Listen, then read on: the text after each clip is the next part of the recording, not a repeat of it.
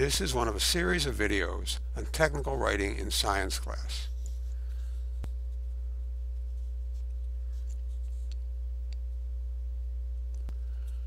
On July 6, 2013, Asiana Airlines Flight 214 approached runway 28L at San Francisco International Airport, too low and too slow. The Boeing 777 struck the seawall, broke apart, and caught fire. 3 of the 291 passengers died. 40 more, along with 8 flight attendants and 1 of the 4 crew members, received serious injuries.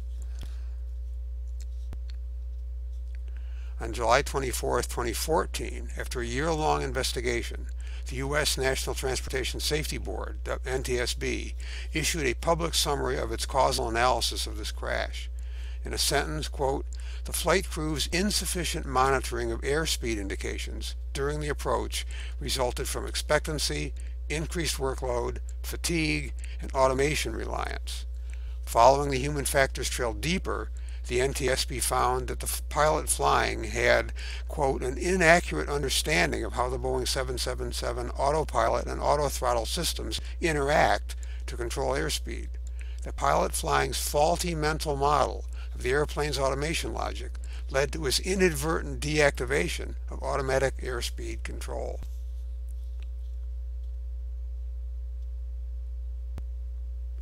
How did this faulty mental model of the onboard software arise? NTSB finding 10 traces this back to poor written explanations. Quote, "As a result of complexities in the 777 automatic flight control system and inadequacies in related training and documentation, the pilot flying misconstrued how to correctly invoke the autopilot and autothrottle together during landing. So while the probable cause of the crash of Flight 214 was the crew's mismanagement of the airplane's descent during the visual approach, the first of 4 cited contributing factors was, quote, the complexities of the autothrottle and autopilot flight director systems that were inadequately described in Boeing's documentation and Asiana's pilot training." Hence, the first of NTSB's 24 official recommendations for avoiding a repeat of this accident are: require Boeing to develop enhanced 777 training that will improve flight crew understanding through improved documentation, courseware, and instructor training.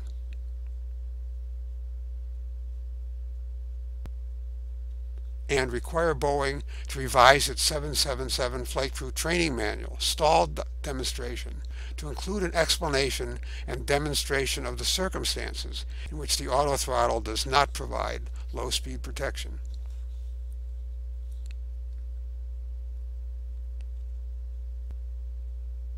Content management is a key duty of every technical writer, and especially so when, as here, the consequences of error are life-threatening. The Common Core State Standards recognize this duty and seek to prepare students to avoid or overcome just the issues noted by the NTSB in this case.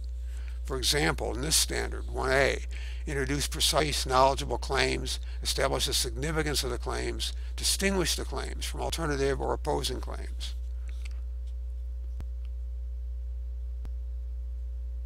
And the same standard, 2A, introduce a topic and organize complex ideas, concepts, and information to create a unified whole.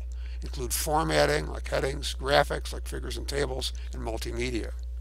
You can help your students explore just how the user documentation failed the pilots here, with the help of similar cases that they can mimic or edit themselves.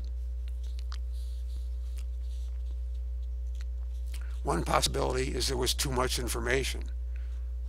Perhaps the repeatedly noted intricacy of the onboard flight control software led to manuals so jammed with details on specific features, options, and cases that getting a big picture overview, a thematic sense of the flow of control and intended usage was impossible. Perhaps the writers could have tiered the information so that the overall logic stood out above the vast set of available for reference specifics. Articles in the Journal of the American Medical Association here present the same problem.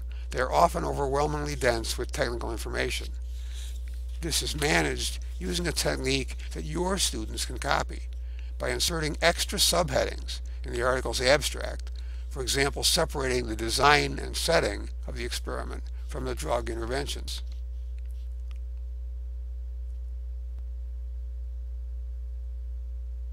And flagging the quantitative results separately from the qualitative conclusions and relevance.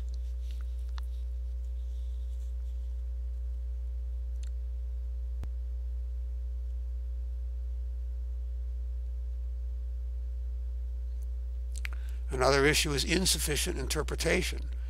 Feature descriptions and execution instructions are not very useful unless readers also understand the intended purpose of each software module, which it is the writer's job to spell out. How are the flight automation tools designed to be used, and were they intended more or entirely for stable, high-altitude flight rather than for landings?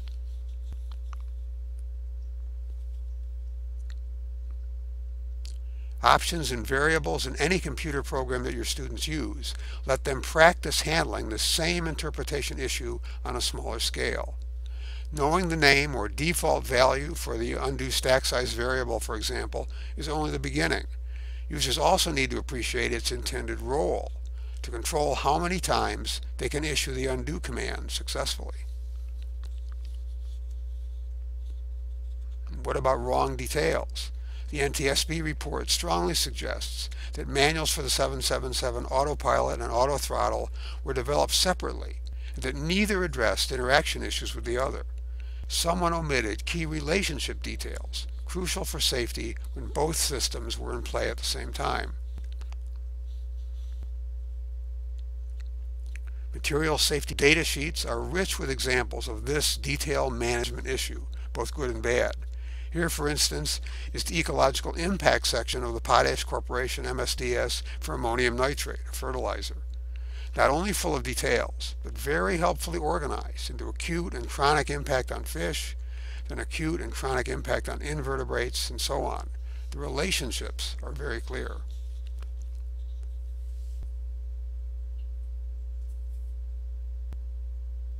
We could clarify these relationships even more by turning this section into a 3-column chart with affected organisms in column 1, acute effects in column 2, and chronic effects in column 3.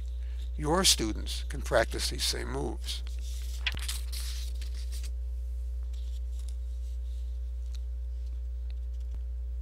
And finally, what about text graphics integration?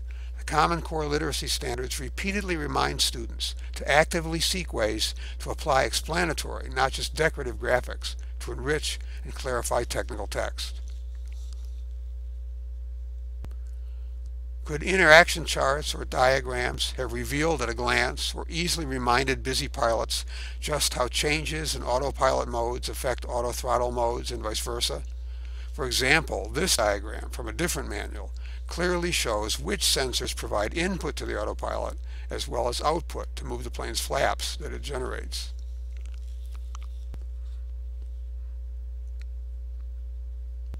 The high-stakes nature of a plane crash makes analysis of this case an easy way to add drama and authenticity to your discussion of linguistic and text design moves that some students find boring otherwise. Ignoring those moves very likely brought down Flight 214.